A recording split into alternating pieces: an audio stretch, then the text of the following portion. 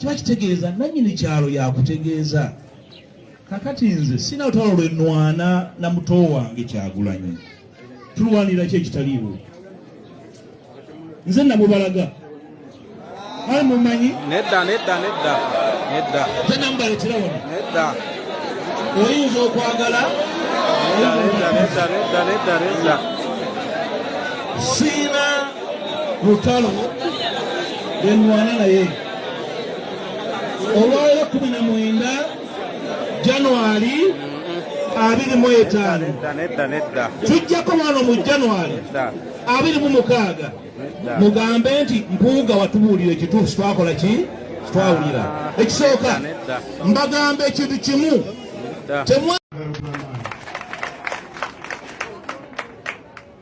nalowoozezza nti tujja kwogera ku mufu tetujja genda nnyumba ya bufuzi, naye ffenna abali wano nga bwe mutulabe we batumenye bakansalas abakugomola y'Ekiseka omuli ne mutabani waffe Nkuke azaalibwa wano akiika ku ggombolola l'Ekiseka, omuli ne Meeya Mbaaga Meeya wa Kinoni Town Council, omuli n'abakulembeze b'ekibuga Masaka, omuli ne Meeya wa Nnyendo Mukungwe, omuli ne bammeeya bonna, nange Road Councillor mu kibuga Kampala. Omusajja bwe bayise Buzzo Bannamirembe Kyagulanyi ye yatuwa kaadi ezatuwanguza.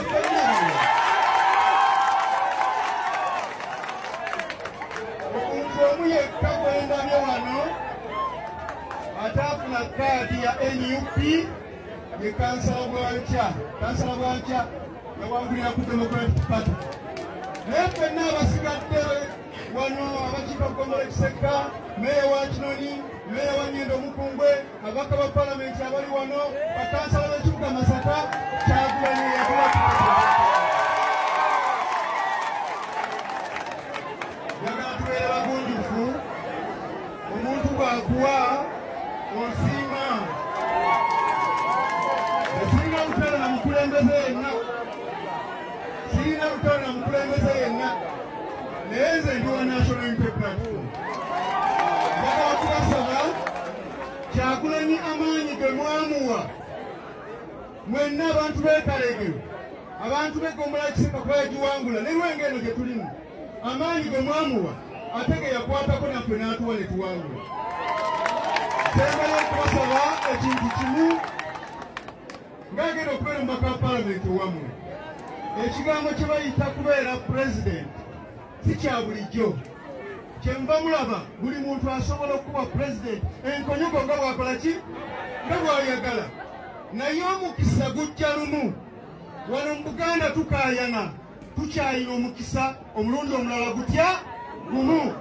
Mukwate enkyabe batandike okuwandiika, mwewandiise, ffenna tusimbe mu kisinde, tukwate Kyagulanyi afuke pulezidenti.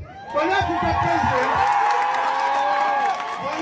pulezidenti, kambabuulire, bw'anaafuuka pulezidenti era ajja kutulaba, abasobola ajja kubalaba.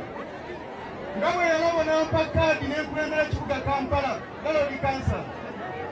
Kyagulanyi oyo nga bwe yalaba omukadde waffe ow'ekitiibwa Mpuuga gwempa ekitiibwa ennyo n'amu obwalido of opposition, era bw'anaabeera pulezidenti ajja kutwongera n'ebisinga awo. Mukama Katonda abeerere.